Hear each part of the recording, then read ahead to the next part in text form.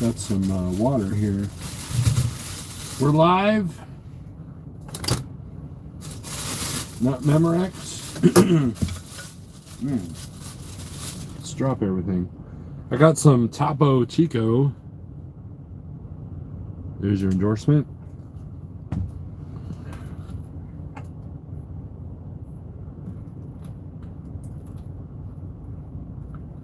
Get that. Let's see if we get anybody in here. If you're watching this on the replay, please forgive the slowness of how these start. Replay, please. And just know that you can always fast forward or listen to this in fast mode. It'll probably sound funny like in double speed, I would think. Right. We got our deal up. Now we'll see if this explodes. Easy. Easy. Easy.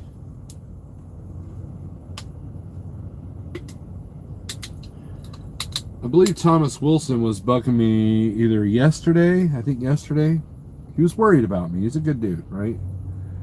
Said, you're awfully quiet over there. I said, well, you know, I was live for 3 hours Friday. I really got nothing to talk about.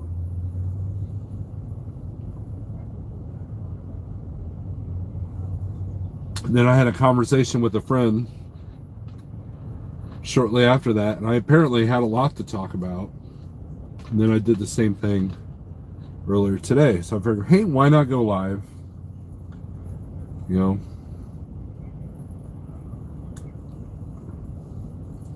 this is the peak time.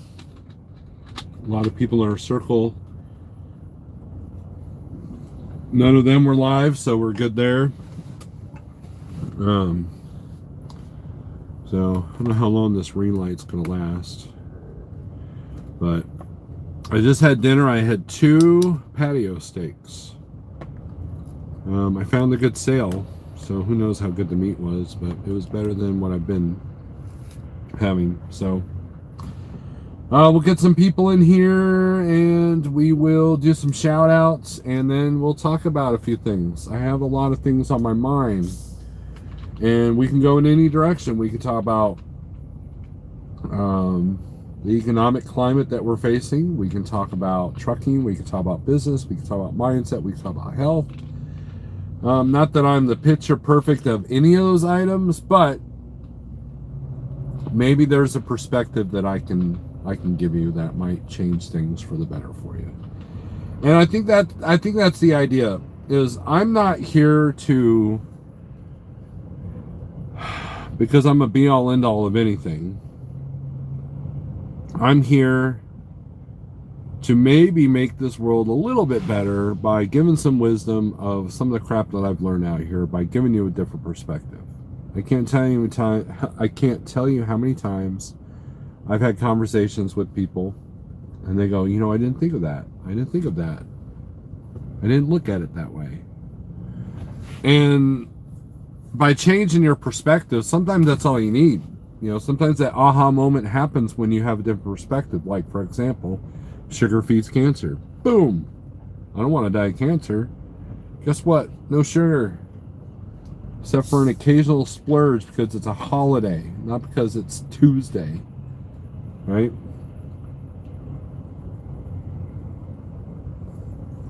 But here we are. Maybe I can help you, and maybe you can help me. Who knows? I have a really good circle of friends that I've acquired by doing this silly social media thing, right? So, anyways, let's do some shout outs. We got Daniel Adami, Thor and Thunder Trucking, RN, GNC Family Trucking, TJ Jones, Other Trucker James Best, Unsung Hero of YouTube, yo, Grafton, The Trashy Trucker Show, in other words, RD, Nick G, what's up? Big Houston, Overtax in Minnesota. RN says hit the like button. I appreciate that. Greg Zimmer, hello. Hope you are doing well. I haven't checked up on you here lately. Let's see. Oh no, Mr. Bill, 798. Chuck for life. Red Chicken needs its own. He does. He's made one upload, I think. But soon there will be a Red Chicken channel doing steady videos. Because he's got a lot to say. Shadow Wolf is in the house. Cash is King. Trucking is in here. If you want to talk about someone that can teach you something, Cash is King. He's got it going on. Josh the Vegan, Jesse Bennett, Desert Okie Pam, Overtax Minnesota, call Hy-Vee and ask them why they don't support local beef producers over the multinational conglomerates. Probably because it's too expensive for them. And it's all about the profit margin, right? Let's see, Asian My Show, what's up? Official, your thing gets like a gray thingamajigger. That's pretty cool. That's pretty cool. All right, so here's the first thing. Nothing, Winnie, what's up? Here's the first thing I want to talk about. And this is, you know, people are like, oh, people don't want to work. That's why you can't find employees right now. Nay, nay, I say. And here's why. Is that true to a certain degree? Yes. But if you guys have been truck driving a minute. Oh, I skipped Cascade. Feed. There you go. Talkaholic, what's up? In the trucking world, if you've been driving a minute, you know that when it's a driver's market, and by that I mean companies are so desperate for drivers that you get sign-on bonuses, you get ridiculous amounts per mile paid, company and owner op. You know, they'll put any Joe Schmo that's not homeless into a truck, you know, regardless of your credit. And because human nature says the grass is always greener, it is easy to be a job hopper in a market like it is now. Okay, so imagine that, and this is what inspired me. I'm in a Flying J, and I was not impressed, as I'm usually not, with the amount of BS that the poor employees in here are having to deal with. And what we're seeing on a nationwide scale is the grass is greener thing, right? It's not that you can't find people that are willing to work. You just can't find people willing to work for you. In other words, if you're a company that doesn't treat their employees right, they're out the door. They're gone. I don't care how much money you're giving them. Because they know that they can literally throw a rock, hit anywhere, and get a new job. Okay? So, what we experience in the trucking industry, hey, always learning, and Rooster Cogbert, that's what the whole world's, you know, is. And here's the thing, like, I know a person that worked at McDonald's, and a lot of employees that don't show up to work on time, don't pull their weight, get a lot of preferential treatment. So their good employees are like, I'm out, I'm done. And then this company wonders why they can't keep any good employees, and then they blame it on the employees. You see, in a communist totalitarian world, you blame the citizens for your problems. We're going to blame the workers, not the environment that made the workers the way that they are. That's the thing. That's the perspective you need to get a hold of yourself. Would you work for Pilot, Flying J, if you weren't a truck driver? Would you work for McDonald's? You know, I know everybody's like, Joe, well, I can make more money flipping burgers than driving a truck now. No. Well, then go do it and see how long you last. Right? But nobody ever does. I've never once come across somebody at McDonald's like, man, I was a truck driver, dude. I totally hated that. I'd rather be doing this. Right? So a lot of people just need to shut the hell up. Because, yes, are there a lot of people that are harder to get motivated to work because of the endless unemployment and the benefits that we've had? Absolutely. Has it made people lazy? Absolutely. But it's also made people realize, hey, I can do this job from home. That's a lot better. Or it's made people realize, wow, I made more money sitting at home, so why should I go and expose myself to a virus for 12 bucks an hour, right? Or they're like, you know what? I've enjoyed this time off. And I don't feel like going back to work because my company is a piece of crap. Good companies that pay well don't lose employees on the average. So here's another thing. All you guys trying to imitate Jeffrey Light by bringing on contractors, okay, which is fine. That's the goal. I'm gonna ask in the chat, what do you think is the number one or one of the top things that are important trying to find drivers?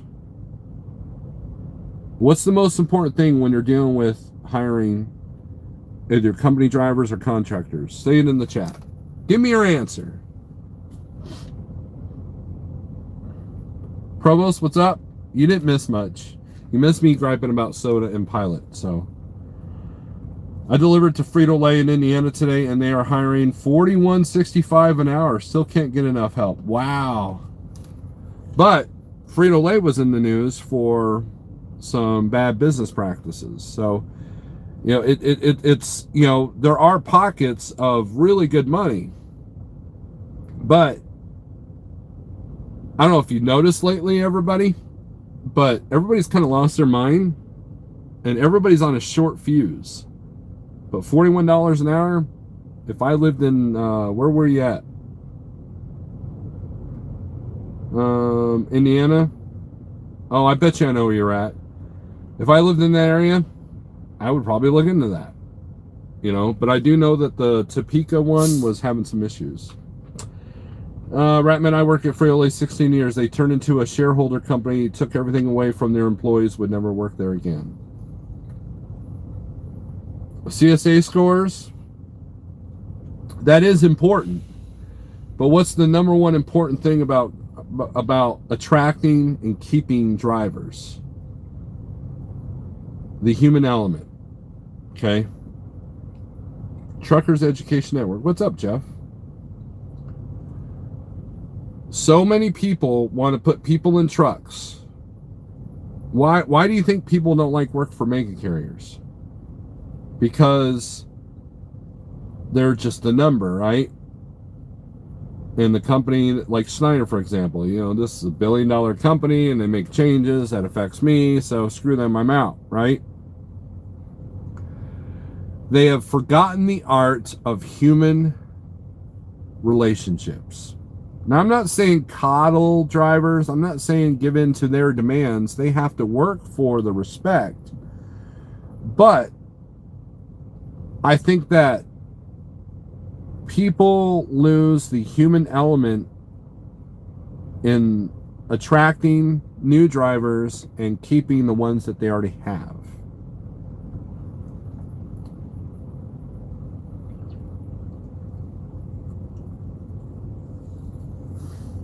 Because it's easy to assume that I'm going to go lease 10 trucks and I'm going to lease them out to guys. I'm going to fill those trucks up like that. And then wonder why they can't get any drivers. And so when you see it on an industry-wide scale, what do people do? They go, oh, this is a driver shortage. Well, what are you offering that differentiates you, separates you from the other drivers or from the other companies, right? Do you have a longevity bonus? I think a longevity bonus. When I first started at Transland, this is a perfect scenario here. When I first started at Transland, I was impressed with the amount of drivers, after hearing that the stats that most people only stay at their jobs for less than 5 years, that there were so many drivers I ran into that had been there 5, 10, 15, 20 years. I'm like, wow, that's pretty impressive.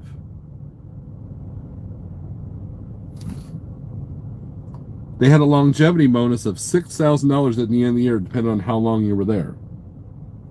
That was the max. And of course, you know, when fuel got $4 a gallon in 2009 and everybody was starting to cut back, the owner, not the owner, but the CEO, the owner's a nice guy. It's the CEO son that screwed it up. Took away those bonuses. Governed the trucks. There was no longevity bonus. They took away other benefits that they had.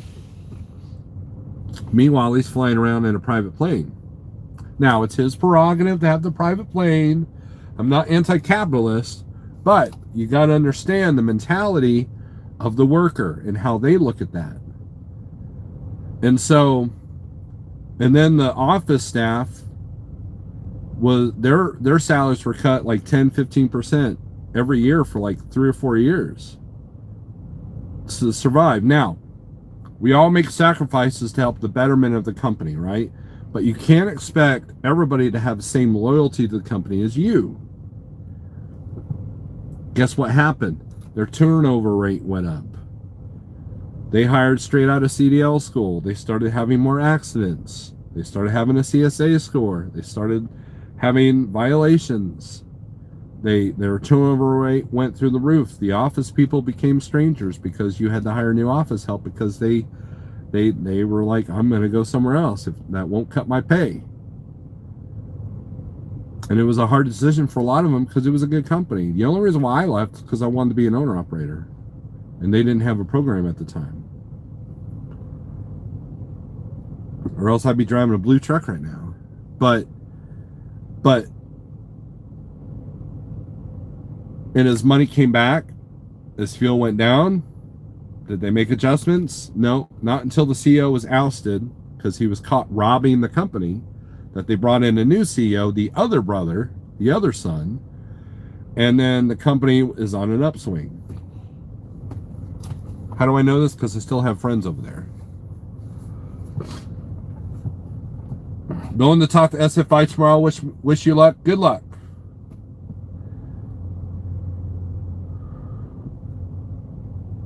A decent living wage, depending on the job requirements for the specific industry, and treating people with respect. It is if it is earned. Right, Bill, you've got it right.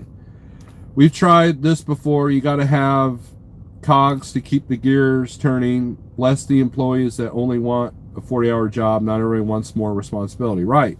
And so when you find that employee, when you find that second in command that's willing to give you the loyalty that you want, I imagine, Ratman, and I know Provost has said this, you're going to do everything you can to keep that person. As long as they're not like holding that above your head. I mean, there's a lot of drivers that are like, I built this company, I made this company, you'd be nothing without me. And then they leave. Thinking that the company is going to go under, and it didn't. How many people thought Traveloka was going to go under because, the 3 main guys that were pushing their stuff left? Right? Thank you for all the times you've helped me. I really appreciate it. John, thank you for the $20. I appreciate that. And Ratman and I have had some really good conversations. He is an employer. He understands the employee-employer relationship, right? Fester, what's up? My condolences to your family, dude.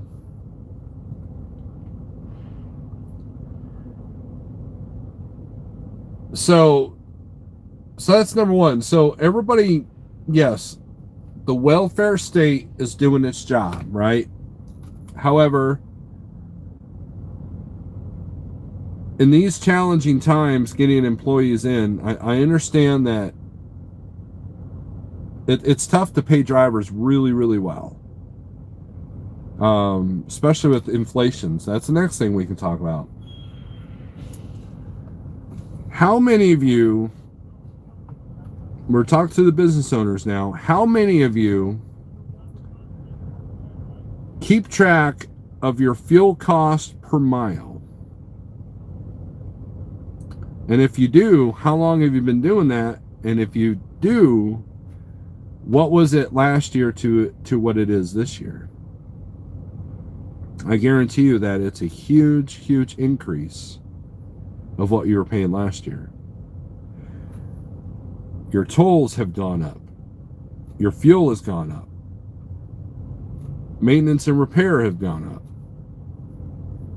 If you can even find the parts to fix your truck.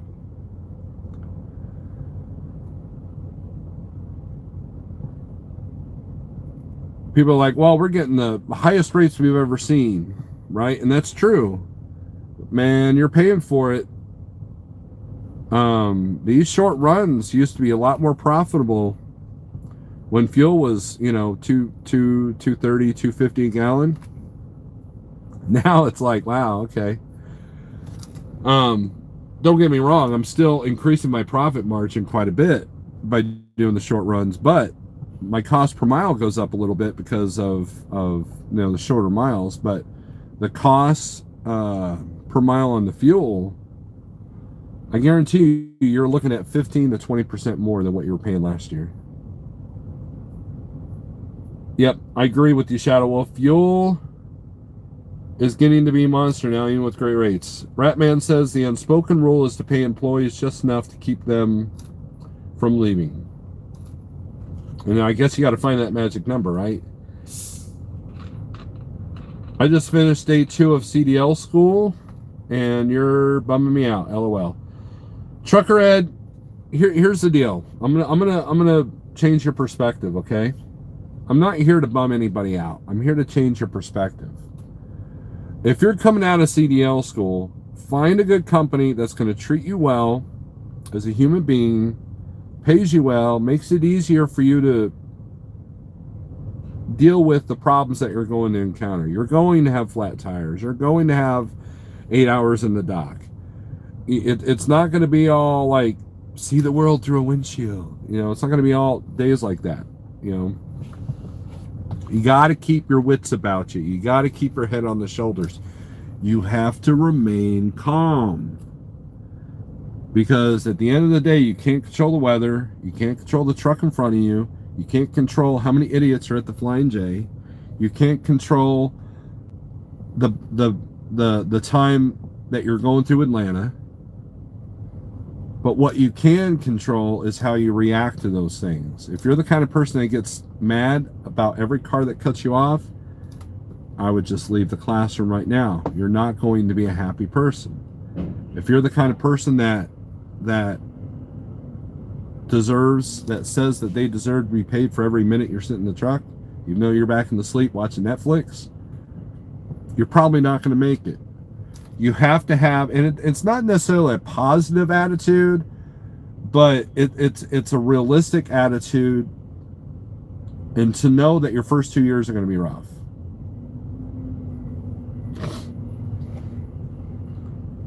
Mine went up from 28 cents to 40 cents a mile. There you go.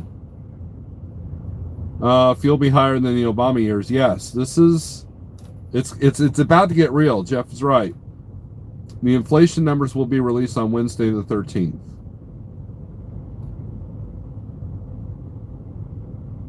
Let's see. Trucker Ed, I have 6 weeks experience. I left Schneider for a 90 truck company. They gave me 20-cent raise per mile. Trucker Ed, are you living anywhere near Missouri? Because if so, I'd suggest going to Transland. They treated me very well. Ray, what's up? Remain calm and carry a big stick. Absolutely. And if anybody in this chat deserves royalty, it's Ray. Everyday Ray has seen more things than all you guys since before you were in diapers. Ray knows this deal, right? Ray knows trucking. Okay? He's definitely seen the ups and downs. Realize what you can't control. Excellent advice, Snorelord. There you go.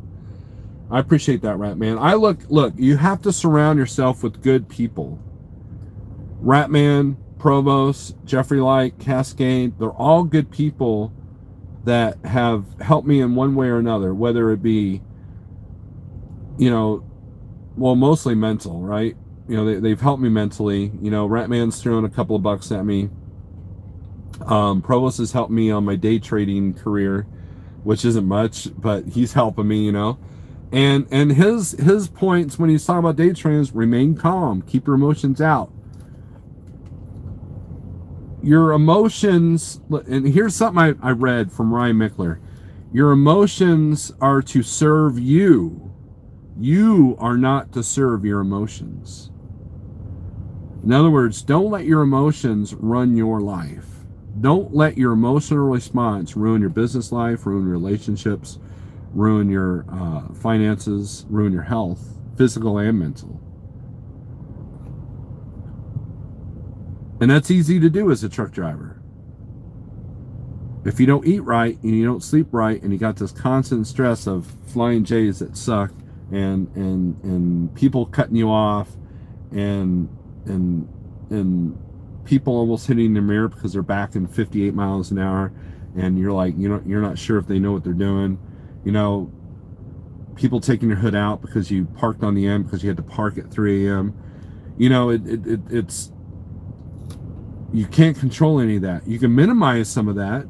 Me being an owner operator with low expenses and choosing my own freight and owning all my own equipment allows me the freedom to go, you know what? I don't want to deliver New York City at 7 a.m. If I wanted to, I'm going to get paid very, very, very well to do it. But as a company driver, no way. Does that make me a weakling? No, because I've done it. Been there, done that. Hated it. Risk goes up for that. And so you have to think of things like that if you're dispatching someone. I would be a horrible dispatcher because people are like, Steve, you'd make a great dispatcher. No, because I would be too sympathetic to the driver, and he wouldn't make any money. But I would also know enough not to send somebody into New York City at 7 a.m. unless they can, sleep with the customer. So, let's see. I understand the cost per day, but how do you figure in variable expenses to get that, such as fuel and maintenance? Teddy, you can do it several ways. So let's say at the end of the week, you've spent $1,000 in fuel. And you divide that by how many days that you've worked. That's your variable, right? So let's say that $1,000 and you worked a 6-day week, you divide that by 6. And so when you're going for the daily rate, that's what you kind of count on. When everybody does their numbers, you are doing a guesstimate. Okay, and then when you look back at the past, when I look at Trucker Pro or Trucking Office, okay, what did I do last month? And then you can evaluate those numbers. You can go by averages. You can't predict it 100%, but you can at least give a ballpark. So, for example, when I book a load, this is my formula for fuel. Okay, if I'm doing a 200-mile load and regardless of the weight, I'm going to divide that by 6 miles to the gallon. Okay, sometimes you get better than that, sometimes you don't, right? I don't care what kind of truck you drive. 6 is a good average number. Okay, that comes out to 33 gallons of fuel, I think. Hold on, 200 divided by 6. 33.33. So we're going to call it 34 gallons of fuel. Okay, so 34 times, what is the average price right now? We're going to call it $3.50. But if I'm out northwest or northeast, probably $3.80. But $3.50 is a good number. Times $3.50. My fuel cost for that 200-mile run is going to be $119. So if I'm making 1,000 in one day, minus 119, we'll round it up to 20, just because we can. I should net 880 if I got my own authority. Now, if I'm doing 80%, 1,000 times 0.8 equals 800 minus 120. I should net 680 after fuel. So if I do that once a day for 6 days a week, which is kind of what I do with my short game, there's your cost per day. That 200 or that $120. But that's at 6. So if you're getting 7 because you got a light load, you're going to do better than that. If you're doing 5, well, there might be something wrong with your truck, or you're climbing too many hills with 47,000 pounds. But if you're looking at your IFTA owner operators, lease operators, use that number a point below. So let's say your IFTA comes out to 6.8, do it at 6.5 or even do it at 6, just to kind of give a guesstimate of what you're going to need, what you're going to do.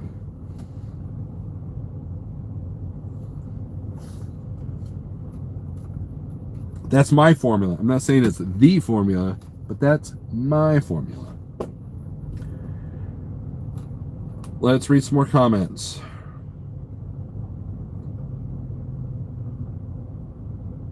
Let's see. Everyday Ray is the man, right? I'm so impressed at the quality of truck drivers we have out here. They can't pump 100 gallons of fuel without spilling 4 gallons on the ground. I almost slipped and fell because of the fuel islands there in Stratford. Cascade says $6 by 2024. I wholeheartedly believe that. And a lot of you aren't going to survive that. I'll tell you right now, unless you have a fuel-efficient truck. I hope that helped, Teddy. I don't know if that helped or not.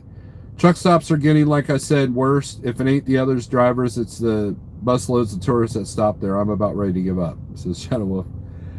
I'm impressed. Okay, I already read that. Let's see. I live in Norwood. I'm looking at Transland for sure. I've already toured the terminal and met some good people there. They're number on my list. Trucker, they should be the first one. They should be the first ones. Fester, I heard you speak about stores not having food, etc. What's going on? Fester, I highly recommend Sage News. The boats aren't getting unloaded for one reason or another. They're coming off of China. And we're having trouble keeping employees. So processing, materials for processing. The supply chain is kind of broken. You can see it in any Walmart. Walmart's supply chain has been broken for quite a while. The other grocery stores are starting to feel it. So just buy 2 of everything. There's nothing to panic over. Just buy 2 of everything if you can.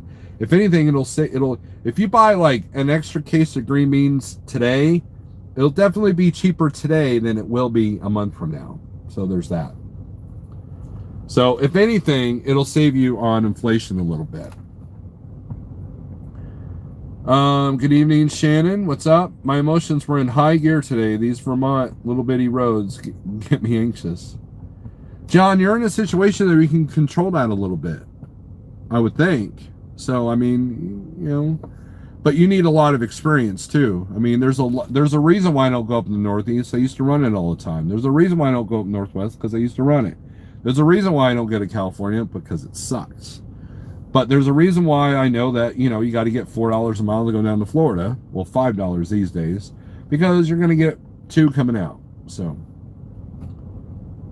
John Kirkpatrick, what's up? Oh, Virginia. Yeah, that's even worse. Let's see, Diamond Breed. My stress level was always higher when on the East Coast, small roads and traffic. I did not enjoy that time at all. Exactly. These are valuable lessons to be learned even at crap companies, right? And again, Ratman is speaking from he's speaking from the heart, in the sense that it's all perspective. Because if you're at a crappy company, that's going to help you learn of what not to do. I know a guy that got his own authority, has like 15 or so drivers, and his goal was to be the carrier that everybody wanted to go to by doing the stuff that the other carriers didn't. Where did the other carriers fail on how they treated him and how they paid him and all that? And that's what he decided he would change. And so you learn gratitude. Be grateful for the bad days. Be grateful for the days, John, that you're going through the Virginia mountains on 2-lane roads and you don't take out a mailbox or another car. Be grateful for those days that teach you those moments. You know what? This kind of sucks. Maybe I should just go work at a warehouse in Indiana. You know what I mean? So you got to experience everything at least once. You got to be in at least each state during the winter, right? And I've done that. I've been there, done that, right? I'm not some veteran like Everyday Ray, but at the same time, I'm not green either. I came into this industry with a better perspective than most people because of my dad, my history with the trucking industry. And so that kind of gave me an edge that a lot of people didn't have out of CDL school. I love driving the Western 13, big wide open highway, scenic vistas, love it. You're right, John, and why do you think that stuff doesn't pay as well? With the Volvo anyways. Okay, what did you say, Provo? 67, never been below 7.5, and never filed an IFTA under 8. And that's where having a fuel-efficient brand new truck really comes into play.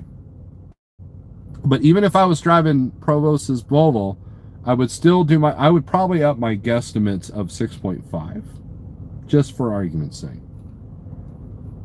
Do Volvos really come with pink floor mats? Oh, there's the Peterbilt Volvo war going on.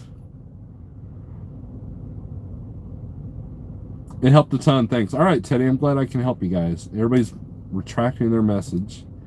I'm 8.9 for the day. I'm at 8.3 for the day. I had a good tailwind, and I've only got 32 in the box. Most dashboards are inaccurate. Best thing is paper. Right. I agree, Thor. I agree. The trucking industry has been highlighted on Fox Business Channel twice in the past 3 or 4 days. $160,000 shortage of drivers over the next few years. I believe that. I went into Walmart today, didn't look at a ton, but I went down the nut aisle and noticed the chips looked like a plague of locusts had been through. Barely anything on those shelves. Let's see. Fortunately, I wasn't shopped for that crap. There you go. Look, intermittent fasting might be a good thing to learn right now. Wink, wink. For all of you that are looking for food. I appreciate all those who went through the bad times as well as the good times, sharing their wisdom with us. And Trucker Ed, you have to. The perspective is you have to be willing to learn. There's been people I tried to help back into a spot, being completely polite, not talking down to them, and they don't want my help, right? Okay, but I also don't want you to hit my truck, so I'm going to help whether you want to or not, right? So I mean, it's a lot of old school, and Ray, if you're still in here, correct me if I'm wrong, a lot of old school guys have given up on this next generation because they feel that they don't want to listen. Just like there's a lot of business advice that gets thrown around that people don't want to listen. Ratman had the best advice: pay your taxes. A lot of people don't even know how to do that.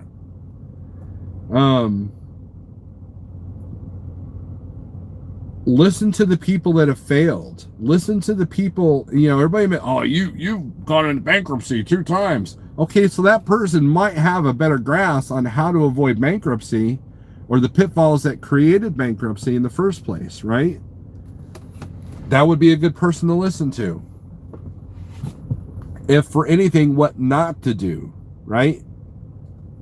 And so you have to be grateful for the mistakes that you've made. Struggle makes you stronger.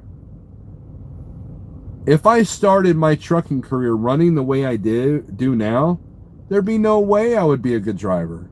There would be no way that I would survive something like New York City or downtown Atlanta, because I've been there, I've done that, Well, I haven't done New York City, but I've done Newark, New Jersey. That's kind of close, right? 3 times,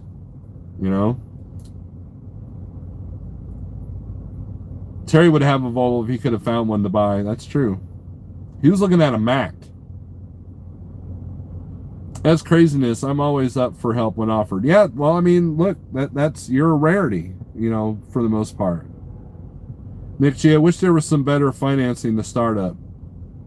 That's the struggle with any business. And look, in the political climate, there is a destructive force that's trying to kill every small business that they can, trucking included. There is an all-out war against the small business. Don't believe me? Look at the ports. Who's winning in the retail department? The big companies. Who's winning in the restaurant world? The big companies.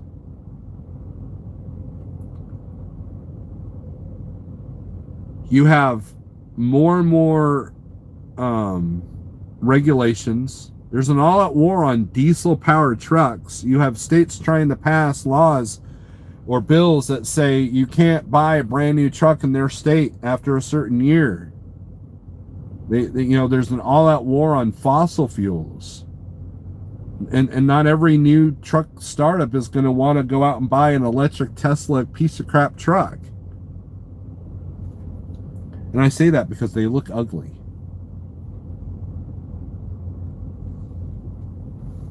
And the driver shortage allows them the ability to say, you know what?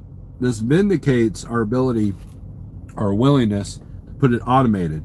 SoCal said at James Best live feed the other day that there's a union dispute going on in one of the ports because they want to automate and go 24/7, and the union's fighting it. All you're doing is giving them a reason to do it even more so. How many times have you guys like waited for a rate? Those of you that book your own loads with brokers, how many times have you guys sat for a day because you priced yourself out of doing a run, or you had the deadhead 600 miles? How many of you guys did that? We all try to price ourselves out of jobs, it seems like. You know, look at the union jobs, look at the Teamster driver jobs. How many of those are left? How sustainable is that? We're going to pay our current employees and our old employees that don't even bring us money anymore.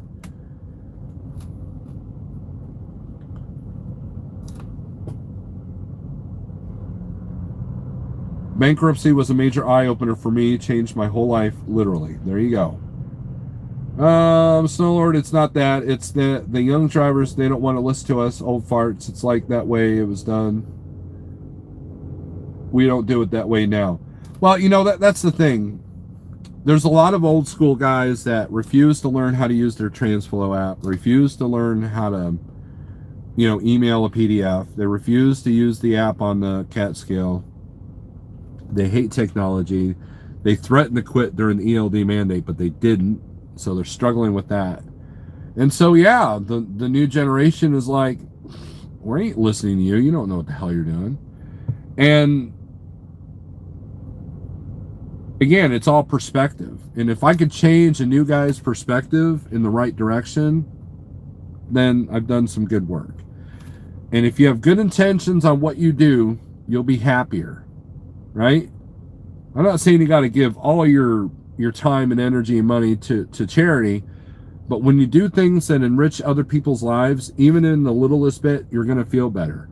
Content people don't fuck with other people. Let me say that again. Content people, but nicer. Content people do not mess with other people's lives.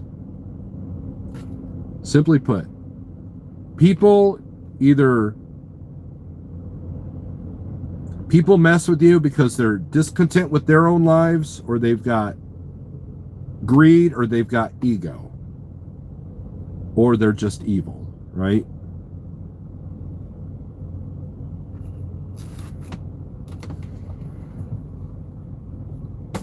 Let me open a window here. Oh, nobody's idling. Engine in. This guy parked backwards, so I'm not worried about his engine noise. This guy was revving his engine earlier, but I think he's fine.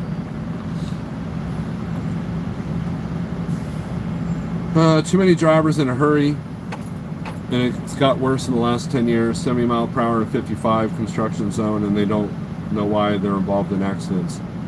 Dispatcher, food mooch, dude, driving a car to New York from Missouri, well, a box truck and then a car back, show me everything. Look, that's the other challenge of getting drivers onto your authority or onto your company, is finding good quality drivers that haven't screwed up their records or don't drive like banshees.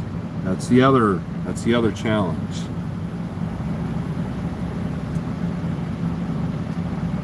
Amazon will have their own ships and ports shortly. You read it here first. Provost, I wholeheartedly agree. Schneider is already getting ships. Like, they're already like chartering boats. Like, we'll get the shit ourselves, right?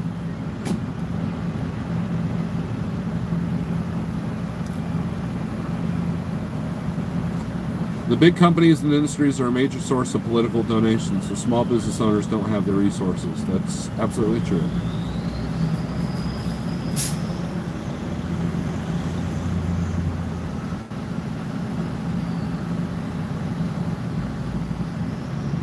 Yep, Amazon already has their own stuff, as far as except for boats, and they're probably getting those too. I know when I need to be profitable and won't run for less, and in this market you have no excuse, got to keep the wheels running. A lot of them did quit over the LDs, yeah. Eventually.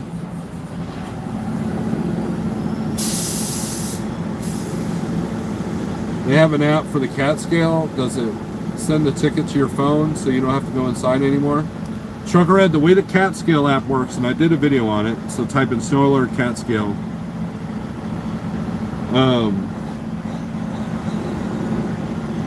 So you do get a PDF sent to you, but I always recommend going inside and getting it. Now there's some scenarios where you don't want to go inside, because when you get to the scale and you're overweight and it shows something different than the cat scale, you're going to want that physical copy.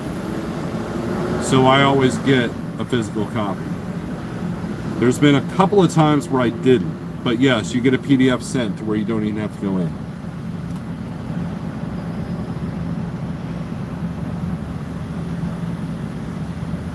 I did get a little bit riled up, Jeff, that's true.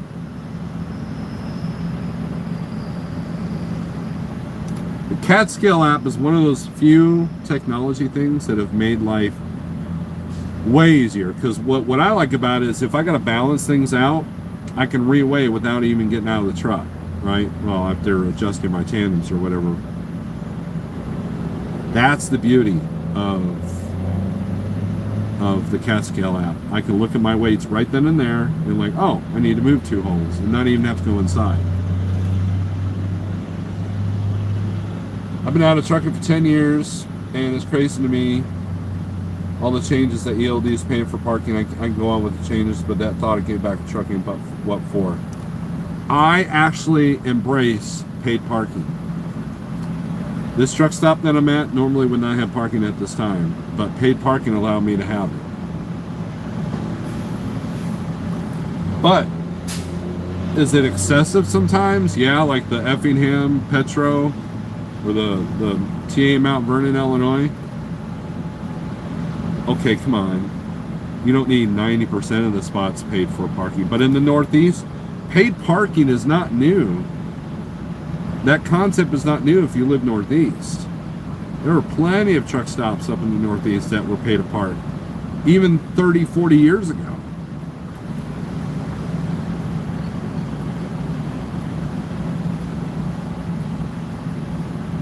DIY, what's up? You're gonna make your own trailer scale? I would be interested in seeing that. Gotta go to bed, Snorelord. Heading to Greer, South Carolina tomorrow. Be safe, all.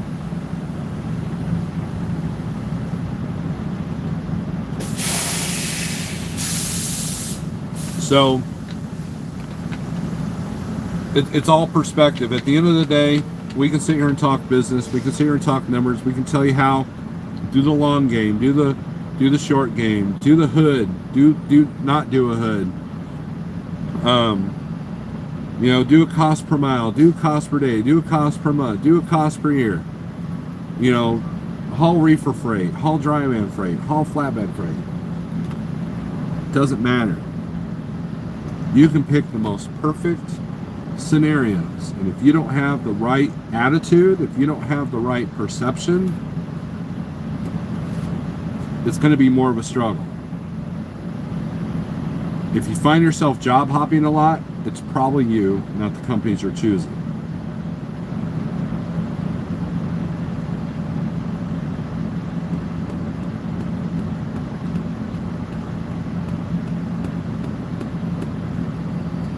What's up? He paid. Huh? He paid parking spots. Yep. $18.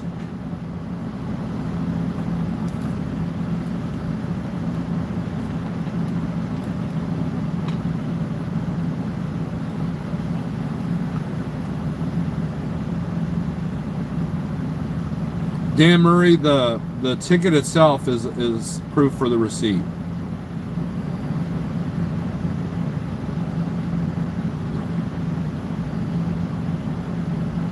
Can make a trailer scale with some airlines and a gauge and some fittings on the cheap. I didn't pay a whole lot for mine. What song did Thor put in your head? Do the hustle. Was that your lumper? No, it was this Ashley furniture driver and asked me if the parking spot is paid. Question for you: if you're stopping for 30 minutes or less with an emission engine, do you shut it off or let it run? I have a theory about that. Just wonder what your thoughts are. Bob, it's bad to idle the motor. However, if you do, you want it at 900 or above RPM. So you got to bump up that fast idle for the cruise control, because that'll at least help it burn.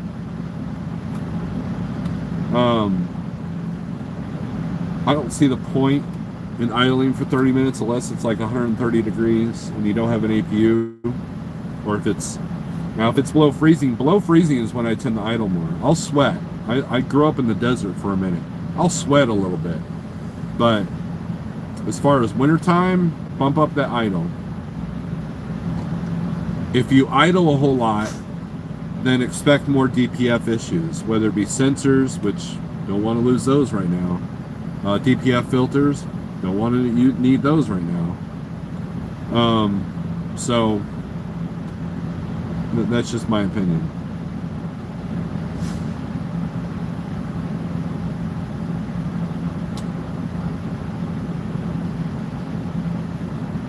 I do cool it down. So DIY is right. For example, when I got here, I let the truck cool down. It was at 200 degrees. I let it cool down while I was inside getting my ticket for my paid parking, and got in. It was 160, 170, I think, somewhere 170. Shut it off. So yeah, you want to cool down, and you want to warm up. If it's cold, if it's below 20 degrees, you don't want to just like start the truck and go. You want to warm it up for about 15, 20 minutes at least. So hey, there's some light.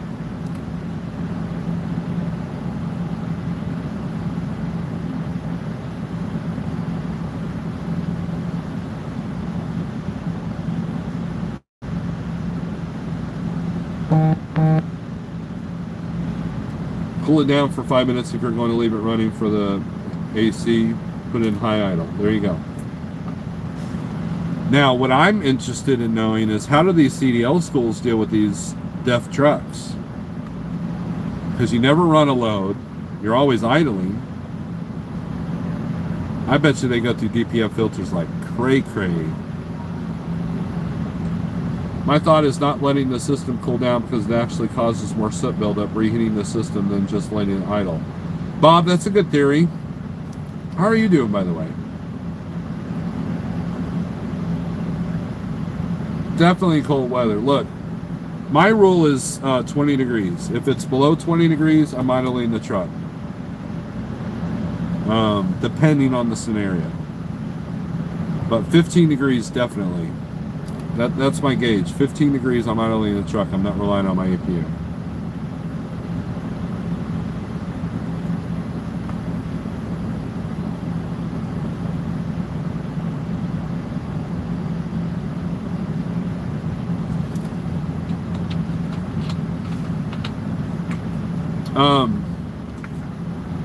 I think that's it. I think we've been at this for what, almost an hour.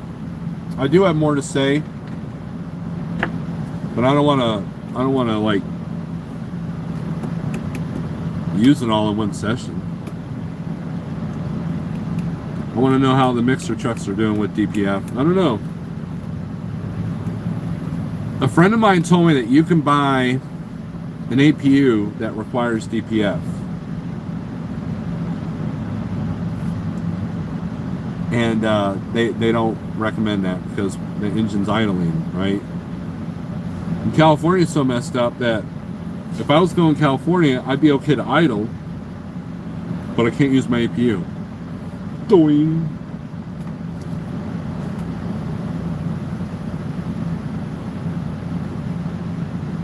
Stir the pot, Steve.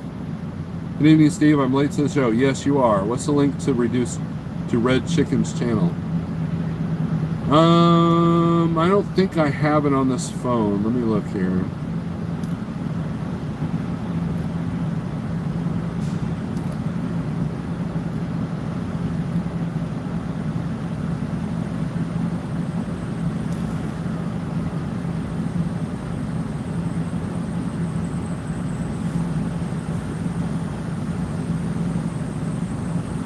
Yeah, it's not on this phone.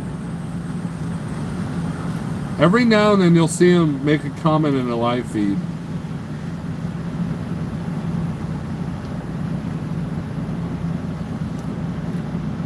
I've already got a thumbs down, so that's cool.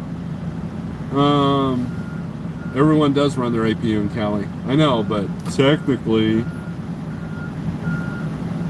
Am I good at being a handyman for things? No, Ronald Dump. If it's below 20 degrees, I'm not getting out of bed. There you go.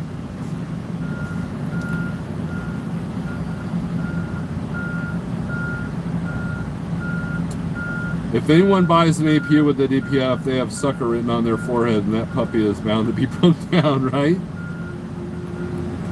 Hang on, look for the channel link. Yeah, if Nothing Witty finds it, she can, you know. Provost is past his bedtime. Provost, thank you for showing up. I appreciate the help that you give me and the knowledge. I did what you told me to do today. So, and let's hope that what we're doing will pay off.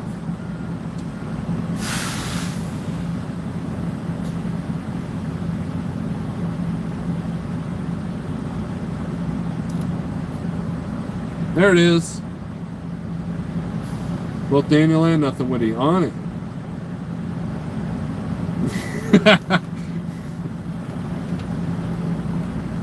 Red Chicken will say the things that I'm afraid to say. There you go. Red Chicken Trucking. TV. You gotta have the TV in there. Such a dork.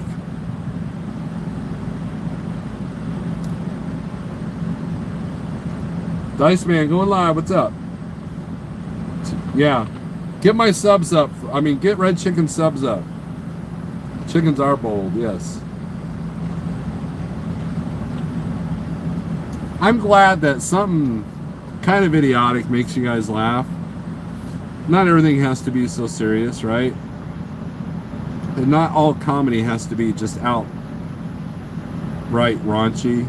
You know? The kids enjoy the Red Chicken. You know, and Red Chicken says the things that most people are afraid to say. Yes, I do think Starbucks is a ripoff. You know that. You can change your name all you want, but I know who that is. Grafton, what's up? Brad, what's up? I hope your chicken wasn't red that you ate, Thor. I had 2 patio steaks for dinner tonight. I found a good meat sale. You were a good dinner date? What? Oh, you talking about the video? I think the best time to go live is between the hours of 5 and 7, because that's when everybody's shutting down, and you know, especially solar powered trucks, and eating dinner. The Trucker Ed, I'm going to tell you something very important, okay? Mr. CDL School. Take care of your health. Because if you don't, all the work that you're putting in, getting your CDL, providing for your family, or whatever your scenario is means nothing if it destroys your health. I know guys that, myself included, that this job has literally destroyed their health. And so you've been a slave, right? Take care of yourself, both mentally and physically, through diet and consuming the right things, both mentally and physically, food-wise.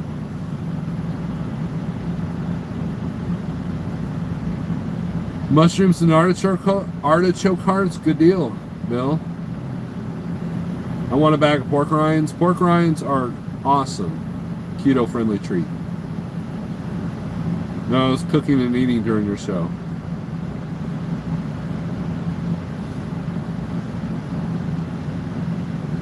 But I think that's it. Unless you guys, I think that's. I don't have anything else to talk about right now, but that might change later. I'm 315 pounds. I've watched your vids on eating well, and you mentioned intermittent fasting tonight. I'm starting to work on the weight. Thomas Wilson, I finally go live, and you aren't even in here until now.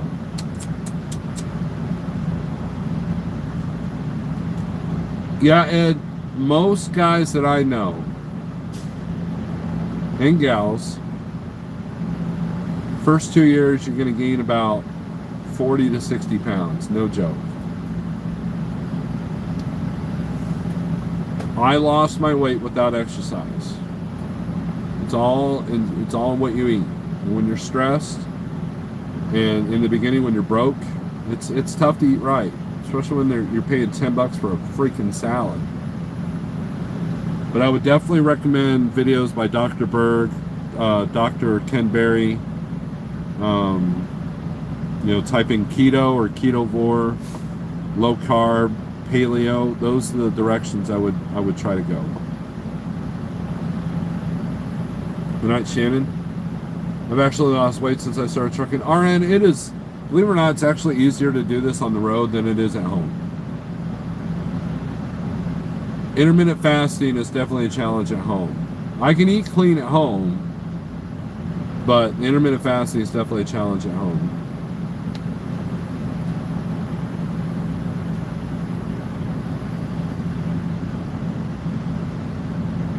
RD, I've got a story about moon pies. So one time I was in New Mexico and I picked up a load of peanut butter and I delivered it to the moon pie factory in Chattanooga. And the guy that signed my bills, he's got my paperwork in his hand. He's looking right at him. He goes, and he sits there and stares at it for like 5 minutes. He's like, "So where did you get this peanut butter?" I guess the concept of trucking was completely new to him. I go, New Mexico? And he goes, "Oh, you drove all the way here from New Mexico?"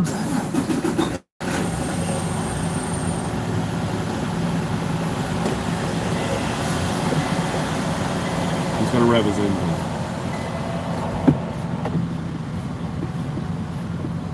Probably should close both windows and get ready to try and make you. I'm like looking at him like, "Yeah? Wow.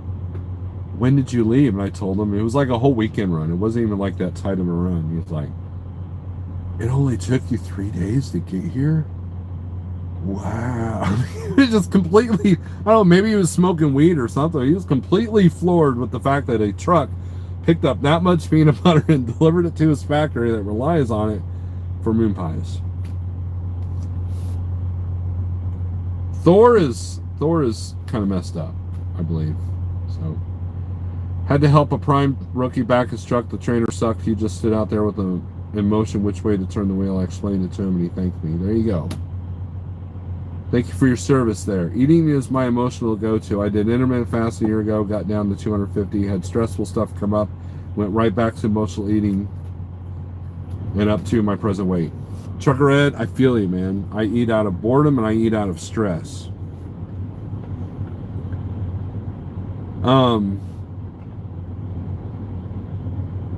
The fasting is supposed to help your relationship with food, right? And the more you can do, and trust me, when you change your diet, it helps reduce the stress, believe it or not. It helps reduce depression. I know that for a fact. I'm not a doctor, nor do I play one on TV. However, I can tell you wholeheartedly that your attitude changes, your anger issues change, your depression changes, your physical well-being and your mental well-being just improve overall. Is it a cure-all? No, but it definitely helps quite a bit. Helps you think clearer, calmer. This processed food is fogging up our heads, which is why the government's able to do what they're going to do. Because we're all foggy and distracted. We don't know the difference between happiness and pleasure. Oh, sorry. Didn't mean to go there.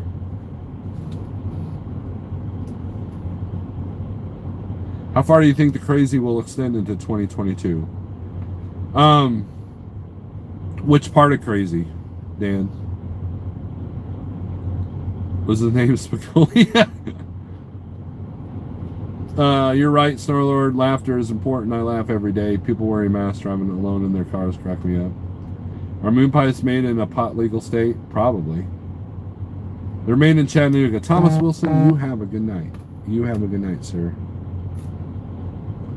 Pigtail, good night. Says good night. Rich S. Commie takeover.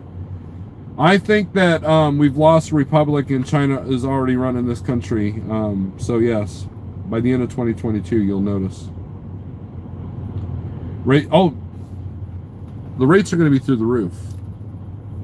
So much so that we're going to get blamed for the inflation.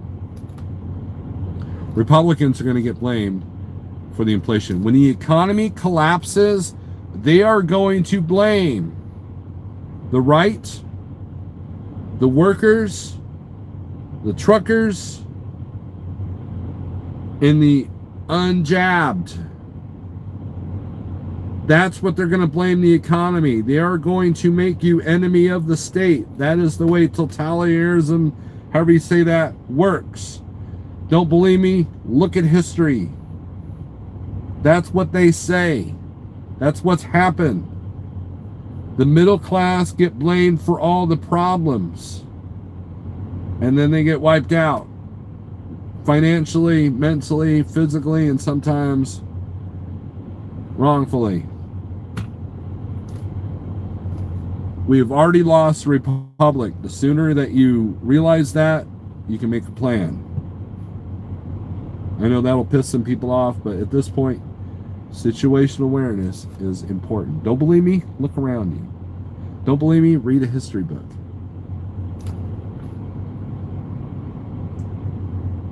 You're going to need $4 a mile to pay for food and fuel. And God hope that your truck doesn't break down. Pray to God that your truck doesn't break down. And if it does, that you can find the parts for it. Because that is not getting any better. I passed by Peterbilt today. They had 4 trucks in the for sale section. I passed by Quality Truck Sales there in Stratford. They had about 5 trucks in their lot.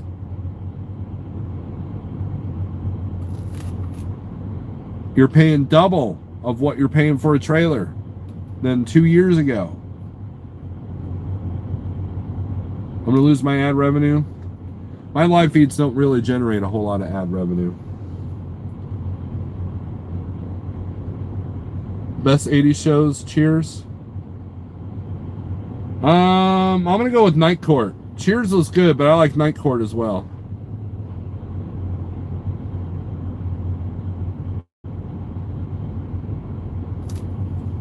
RD agrees with me. Trailer lots have no vans or reefers. Look, and you know who got them all? Amazon, leasing companies, Walmart. You know who's going to get all the leasing trailers? Amazon, Walmart, C.H. Robinson, Convoy.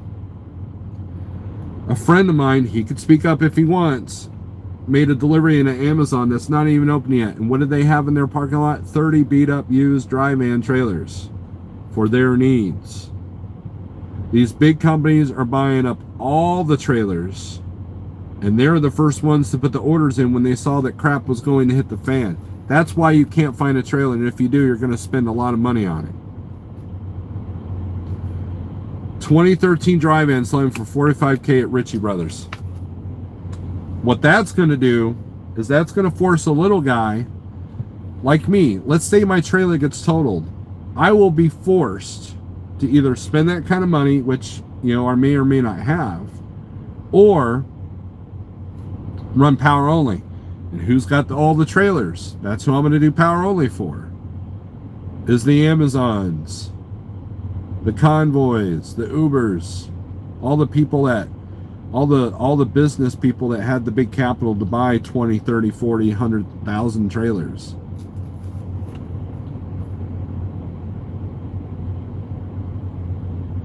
Bill, what's up, man? I am so glad to see you, Bill. And I'm not being sarcastic, man. I miss you. I miss talking to you.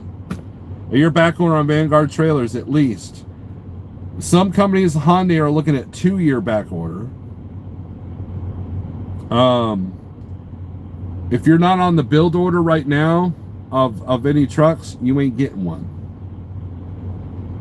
till at least 2023. You're not the little guy. I know the little guy. I'm not a little guy. Amazon is planning its third major distribution center here in the South Florida. They've opened the new one up here in the Springfield area.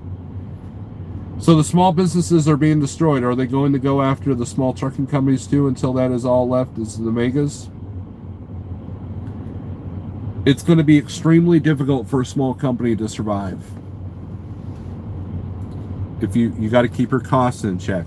If your insurance doubled because you added on too many drivers, it's going to be a struggle. If all your drivers go under because they can't afford to fix their trucks or find parts for their trucks and their trucks get repoed, that'll affect you.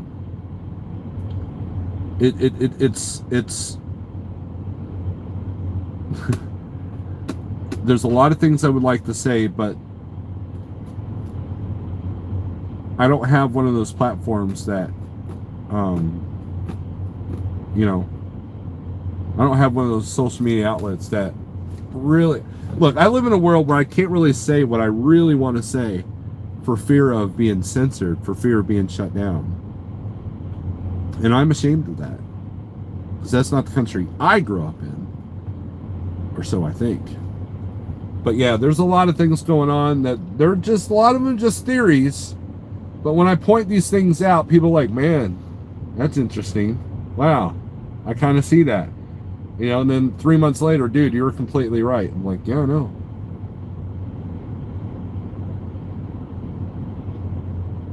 I'm thinking of going flatbed again, so I have a trailer for a contractor. I know a couple of people doing that, RD. I watched a video of YouTube that paid $35,000 for a 2012 dry van, and it was an old Schneider trailer. I could probably sell my trailer and truck for probably $100,000 right now. Cash out. Bye, bitches. But what else am I going to do? Work for somebody else? No. And I don't think Like Trucking's ready for me to get off the road just yet. They haven't shut down OTJB saying we will be at war with China by 2023. RN, I wholeheartedly agree with that. Steps are being made towards that direction. Really beat up like 1990s. Look, right? Okay, so I'm gonna say something here. Okay, if I can go back in time and talk to my 20-year-old stubborn stupid ass, okay, be like, Steve, number one, control yourself. Number two, get mechanically inclined. Don't give in to this disposable society. Learn how to work on equipment, cars, trucks, bicycles, everything. And get your shit together to where you can have tools to fix these things. That's what I would tell my 20-year-old self. Because the guy that can go in and buy a bunch of trailers and fix them up and make a profit, you're going to do well. For the guy that can, for the owner-operator that can work on his own truck, you're going to do well. Because you're taking more control of your business. I'm at the mercy of MHC Kenworth or Rooney Kenworth dealership if something goes wrong with the pack car. And that guy may be having a bad day. He may not know what the hell he's doing. Most of the time they do in my area, but sometimes they don't. He determines whether my business lives or dies. That doesn't sit well with me. But what am I going to do? I don't have the computer program. I don't have the money to pay for the subscription. I don't have the knowledge to work on something. I don't have the tools to change out the alternator or change out the turbo. I don't have that. I'm at their whim. I'm at their mercy. Even if I bought an old truck that I don't need computer crap for, I don't have the knowledge. Could I learn the knowledge? Yeah, YouTube is a great resource. I could, make friends with mechanics and all that. But I don't have the tools. I don't have the time.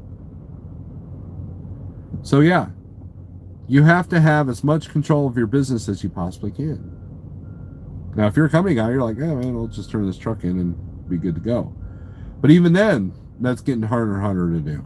So I mean, it's look, it's a weird world we're living in right now, for sure. Man, it's hot in here. I'm gonna turn on my Apu. Hold on.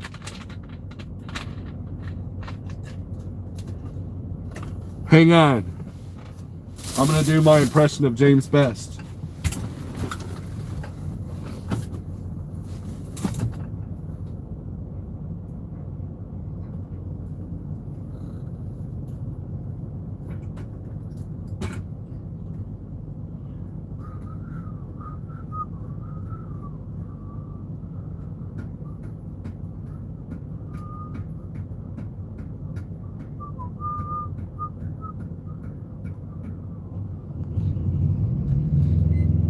There we go.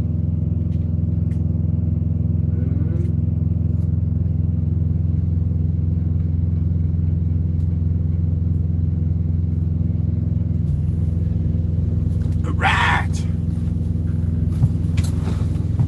What I miss? All right.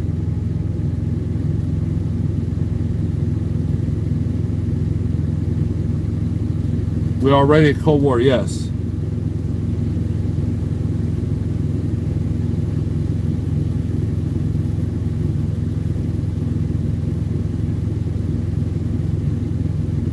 Yeah, the Taiwan thing, keep an eye on that.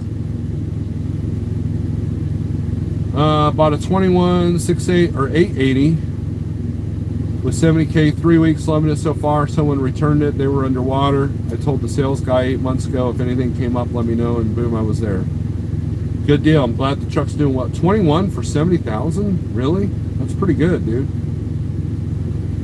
Doomytunestransport just went out of business. Wow. Which famous person would you love to hang out with, dead or alive? James Hetfield, singer of Metallica. I'd like to hang out with him.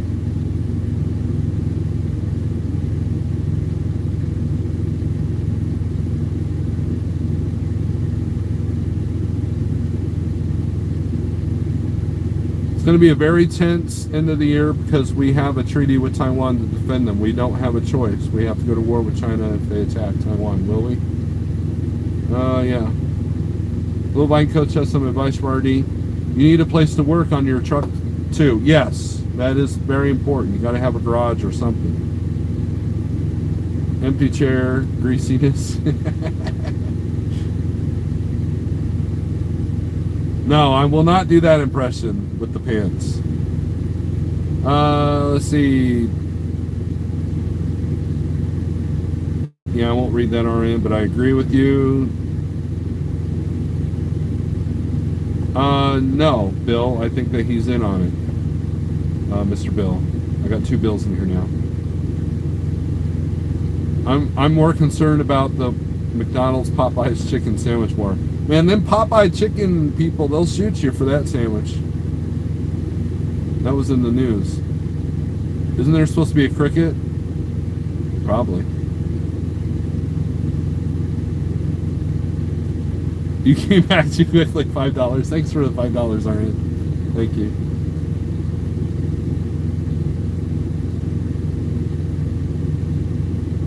Would you go to Australia and pull road trains for 6 months for triple the money or you're making now? A year ago, 2 years ago, yes, but now they're under totalitarianism rule right now. I have friends with relatives in Australia. It's not a good place to be right now. So, no. But yeah, road train don't bug me. That don't scare me. And you know, it's sad too, because I would like to visit Australia someday. I want to box a kangaroo, get my ass kicked.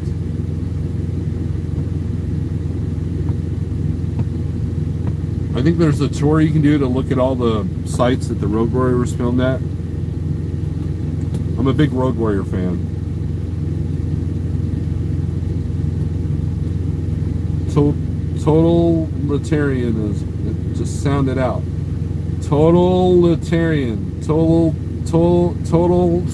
I can't do it. I can say aluminum. Snorelord to snore to the Lord. I can't even read my own name. Ogar, what's up? Nothing to hit in the Outback. Yeah, easy trucking, man. You could have 15 trailers behind you. You're like, oh, there goes a kangaroo. You know, a couple of rocks. News had soldiers delivering gas in United Kingdom. Yeah, and that's... Here's a question for you. Why do they not have the National Guard helping empty these boats out? Why are we not sending help to the infrastructures that are struggling right now? If we have a huge pandemic that's killing lots and lots of people, why are they allowing nurses and doctors to be fired in droves? Things to think about. Okay. Totalitarianism. I went to Fremantle, which is Western Oz, back in '87. It was great. Drinking, fighting, I had a ton of fun. Always wanted to go back. I wouldn't now.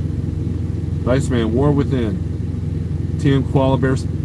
Look, in Australia, if you're at a bar and you're in the mood for a fight, and you don't have to worry about somebody shooting you because, you know, they think that people with guns are cowards. So you turn your empty glass upside down. That's a sign that you're ready for, you know. Total at arterialism. You know what I mean. Look, I posted a video on my community post. Go watch it, and then watch another one about 1984. We're there. We're there. What do you think the Facebook hearing's about? And them shutting off Facebook and Instagram, that was an experiment to make sure that if and when they need to turn off the social media spigot, they can. All right, nothing Woody's going to try to help me. Totalitarianism. Totalitarianism. I can't do it. I'm losing my people now. I'm down to 40 people now. Emphasis on the second syllable. Totalitarianism. Can't do it. Can't do it. Totalitarianism. Totalitarianism. Is that right? Totalitarianism? It sounds weird.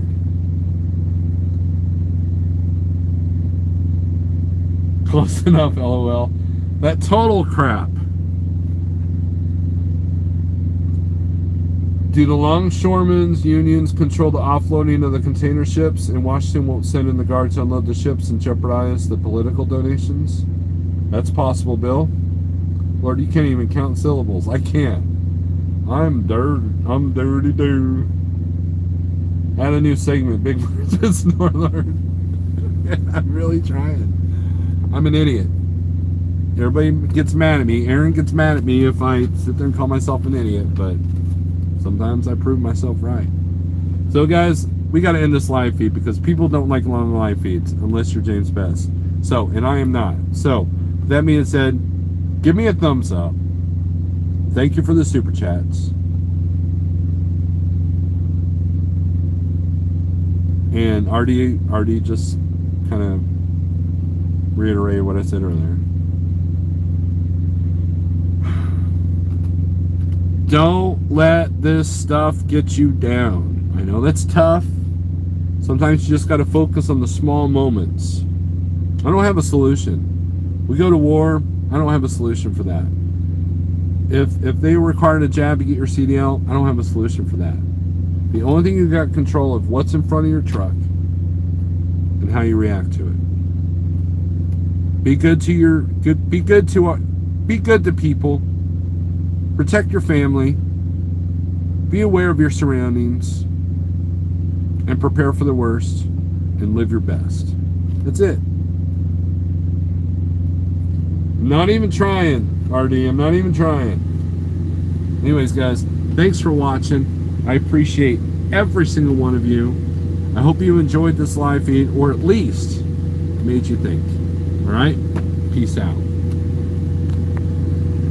Oh, and subscribe to Red Chicken.